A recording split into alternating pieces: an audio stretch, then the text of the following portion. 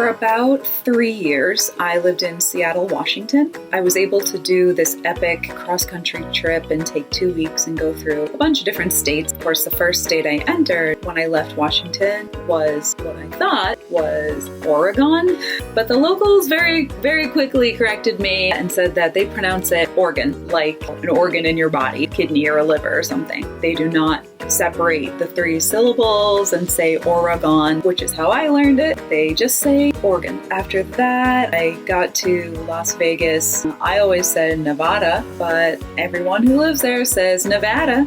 I thought that was maybe like dealer's choice, pun intended, but actually I was corrected a lot by everyone who lived there and said, no, it's Nevada, not Nevada. I also drove through Kentucky and stayed with a friend in what I thought was Louisville or Louisville, but they take out a lot of those letters and just say Louisville.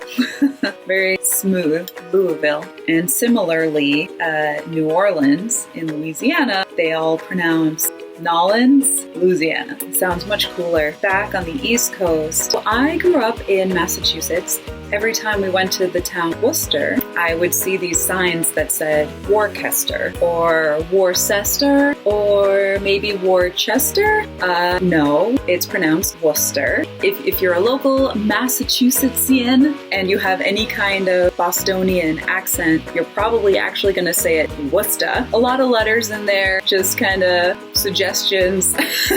And then similar to Worcester is Gloucester and Leicester. They both have that CES combination that Worcester does that you kind of just smoosh all together. And then my favorite is Reading, which is spelled exactly the same way as reading. And of course, there's also a North Reading in Massachusetts. When you're on the highway, the sign for North Reading is abbreviated as NO period Reading. And so it looks like no reading. It looks like if you take this exit, you are entering a town where reading is banned.